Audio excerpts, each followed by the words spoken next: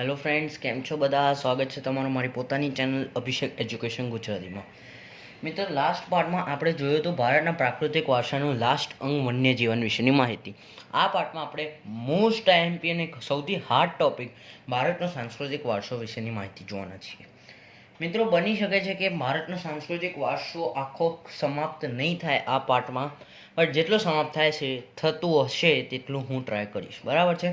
ચાલો સ્ટાર્ટ કરીએ ભારતનો સાંસ્કૃતિક વારસો. સૌથી પહેલાં કોમન વાક્ય આવે. શું કોમન વાક્ય કયું આવશે? મેં તમને આગળ પણ કીધું જ છે કે કોમન વાક્ય કયું આવશે. તો સૌથી પહેલાં કોમન વાક્ય એ હશે કે ભારતનો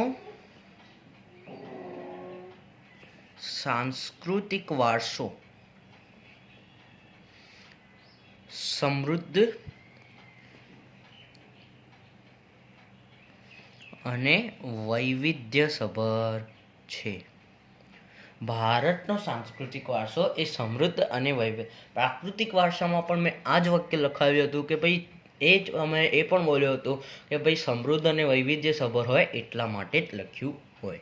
ભારતનો સાંસ્કૃતિક વારસો એ સમૃદ્ધ વૈવિધ્ય. પ્રાકૃતિક વારસામાં શું તેની વ્યાખ્યા હતી પછી કે પ્રકૃતિ, પર્યાવરણ અને માનવ જીવન વચ્ચેના નિકટતમ સંબંધને, અને આમાં માનવીએ પોતાના કલા, કૌશલ્ય, કુને અને આવડત દ્વારા જે પ્રાપ્ત કર્યું હોય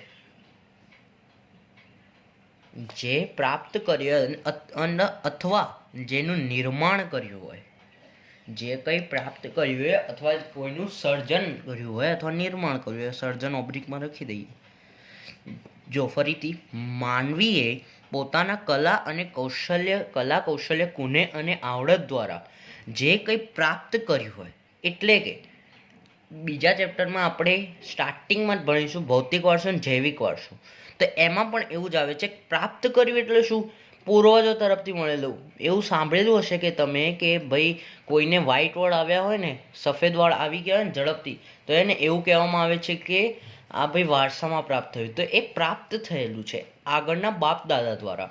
અને આ નિર્માણ એટલે કોઈ અત્યારે કોઈ વસ્તુનું નિર્માણ કર્યું અને તમારા છોકરા કાં તો પર છોકરાને, મતલબ પૌત્રોને આપણને જે આપવાનું હોય એ પણ વારસામાં જ કહેવાય. એટલે કે માનવીએ પોતાના કલા કૌશલ્ય, કુને અને આવડત દ્વારા જે કંઈ પ્રાપ્ત કર્યું અથવા જેનું સર્જન કર્યું તેને સાંસ્કૃતિક વારસા તરીકે ઓળખવામાં આવે છે. બરાબર છે? હવે ભારતીય સંસ્કૃતિ સમૃદ્ધ કઈ બની એ વાળો ટોપિક જે આપણે આગળ જ જોઈ ગયા હતા, એ જ વાળો ટોપિક ફરીથી અહીં ને અહીં એનો એ જ ટોપિક આવે છે.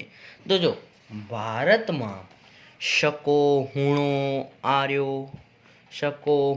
આર્યો, અંગ્રેજો, મુગલો, છેલ્લે જ અંગ્રેજો લખવાનું, એ પહેલાં જે મુગલો, તુર્કીઓ. બરાબર છે? જે તમને યાદ આવે, તુર્કીઓ, અંગ્રેજો, ફ્રેન્ચો વગેરે પ્રજા આવી.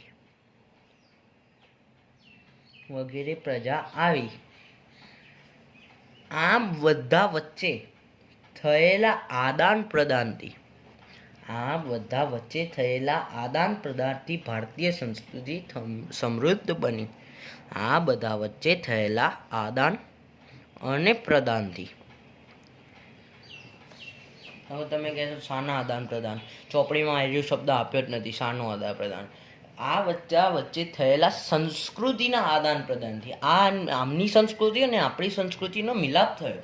આગળ પણ આમાં એનો એ જ ટોપિક આવે છે કે આગળ પણ આપણો જે વારસાવાળો, સંસ્કૃતિના સમજવાળો જે ટોપિક હતો એમાં પણ એનો જ વૈવિધ્યસભર વારસો હતો જે ટોપિક, એમાં પણ આ જ ટોપિક આવે છે કે એમની સંસ્કૃતિ અને આપણી સંસ્કૃતિ વચ્ચેનું સમન્વય થયું, પરિણામે ભારતીય સંસ્કૃતિ સમૃદ્ધ બની. બરાબર છે? હવે મેઇન ટોપિક અહીંથી ચાલુ થાય છે. આ હતી ખાલી પ્રસ્તાવના જેવું, આની પ્રસ્તાવના હતી. બરાબર છે? હવે જે મેઇન ટોપિક છે ને ભારતના સાંસ્કૃતિક વારસાનું, એ અહીંથી ચાલુ થાય છે. આટલું ફરીથી રિવિઝન કરજે, પછી નવેસરથી ચાલુ કરીએ કે ભારતનો સાંસ્કૃતિક વારસો સમૃદ્ધ અને વૈવિધ્યસભર છે. માનવીએ પોતાના કલા કૌશલ્ય, ગુણ અને આવડત દ્વારા જે કંઈ નિર્માણ કર્યું હોય અથવા તો જે કંઈ પ્રાપ્ત કર્યું હોય તેને સાંસ્કૃતિક વારસા તરીકે ઓળખવામાં આવે છે. ભારતમાં શકો, હુણો, આર્યો, અંગ્રેજો, ફ્રેન્ચો, તુર્કીઓ વગેરે પ્રજાઓ આવી અને એમની સંસ્કૃતિ અને આપણી સંસ્કૃતિનું આદાન પ્રદાન થયું. પરિણામે ભારતીય સંસ્કૃતિ સમૃદ્ધ બની. બરાબર છે. હવે મેઇન ટોપિક ચાલુ થાય છે, સમૃદ્ધ સાંસ્કૃતિક વારસો. ભારતે પ્રાચીન સમયથી, અહીંથી હું મોટો થોડો એરો કરી દઉં જેથી ખબર પડે. ભારતે પ્રાચીન સમયથી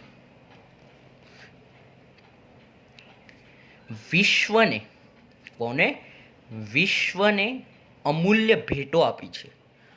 અમૂલ્ય ભેટ આપી છે. અમૂલ્ય ભેટ એટલે વારસો આપે છે. આગળ પણ જોયું હતું કે પૂર્વજો તરફથી મળેલ અમૂલ્ય ભેટને વારસો કહે છે. તો એ તો પ્રાચીન સમય આવી ગયું ને આગળ, એટલે પૂર્વજો જ કહેવાય. કે પ્રાચીન સમયથી ભારતે અમૂલ્ય ભેટો આપી છે વિશ્વને. બરાબર છે.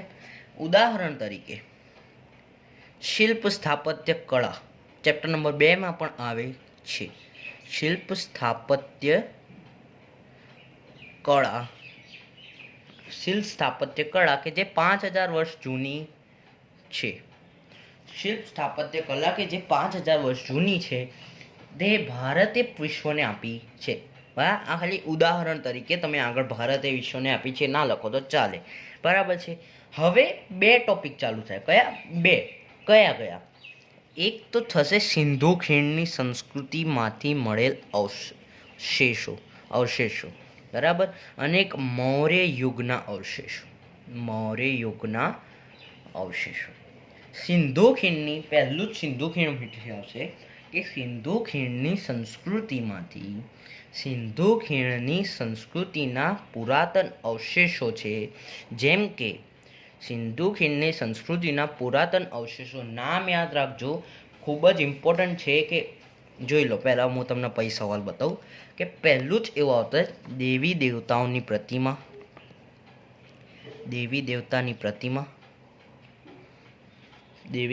પ્રતિમા.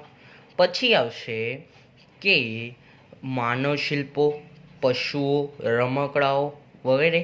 બરાબર. માનવ શિલ્પો, પશુઓ તથા રમકડા તેમજ દાઢીવાળા પુરુષનું શિલ્પ ચોપડીમાં પણ આપેલું છે. ફરીથી જોઈ લો. પશુઓ, માનવ શિલ્પો, રમકડાઓ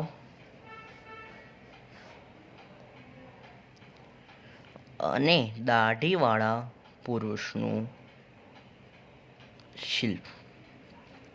આ જે છે ને દાઢીવાળા પુરુષનું શિલ્પ એ મોસ્ટ આઈએમપી એક્ઝામમાં પૂછાય કે દાઢીવાળા પુરુષનું શિલ્પ એ કઈ સંસ્કૃતિના અવશેષો તરીકે જાણીએ તો સિંધુ ખંડની સંસ્કૃતિ. આમાંથી કોઈ પણ એ રીતે પૂછાઈ શકે. ફરીથી 5 વાક્યો હાથ મૂકું છું. ફરીથી તમે ધ્યાનથી જોઈ લો એને કે દેવી દેવતાઓની પ્રતિમા. બરાબર છે. માનવ શિલ્પો, પશુઓ, રમકડાઓ અને દાઢીવાળા પુરુષનું શિલ્પ. ફરીથી સિંધુ ખીણની સંસ્કૃતિમાંથી કયા પુરાતન અવશેષો પ્રાપ્ત થયા? જો પહેલું કયું છે તો કે સૌથી પહેલાં આવશે દેવી દેવતાઓની પ્રતિમાઓ, રમકડાઓ, પશુઓ. બરાબર છે. રમકડાઓ, પશુઓ, માનવ શિલ્પો અને દાઢીવાળા પુરુષનું શિલ્પ. મોસ્ટ આઈએમપી ટોપિક છે. યાદ રાખજો. મેં એટલે જ અમુક ચેનલ ઉપર લખ્યું હતું કે આ ટોપિક જરૂરથી જોજો. બરાબર છે. મૌર્ય યુગ. હવે આવશે હવે આગળનું વાક્ય કયું આવશે કે એ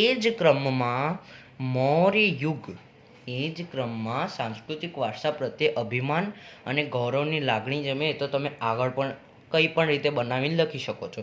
હવે એ જ ક્રમમાં મૌર્ય યુગની ઊંધા કમળની આકૃતિ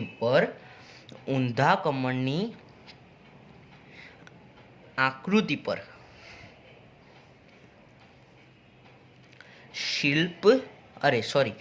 સિંહ અને વૃષભનું શિલ્પ. ઇઝી છે. ઊંધા કમળની આકૃતિ હતી. આ લગભગ ક્યાંક ને ક્યાંક આવે જ છે આપણા પણ. ઊંધા કમળની આકૃતિ છે, એના ઉપર સિંહ અને વૃષભનું શિલ્પ. બરાબર છે. એકદમ મોસ્ટ આઈએમપી પ્રતિમા. મતલબ જે આગળ જે આપણે પણ ભણી ચૂક્યા છીએ કે સારનાથની ધર્મચક્રવાળી પ્રતિમા. સારનાથની ધર્મચક્રવાળી પ્રતિમા, ધર્મચક્રવાળી પ્રતિમા. ચેપ્ટર નંબર 3 નીકળી ગયો છે, નહીં તો એમાં પણ આવવાનું હતું. શું? સારનાથની ધર્મચક્રવાળી પ્રતિમા.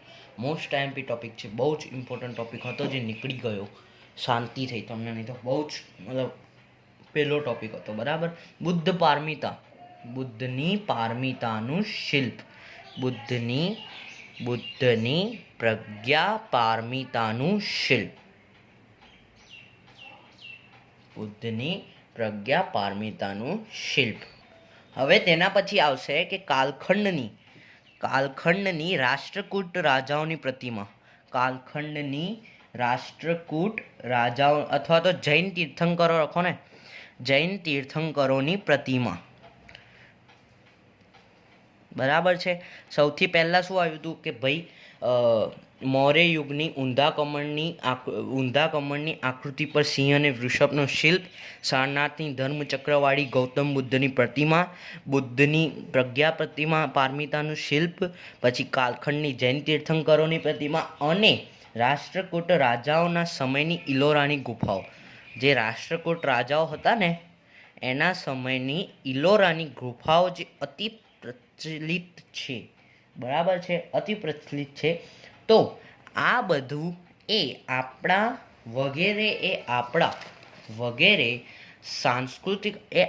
સાંસ્કૃતિક વારસા પ્રત્યે આદર અનુભવાય છે, અથવા તો ગર્વ પણ લખી શકો.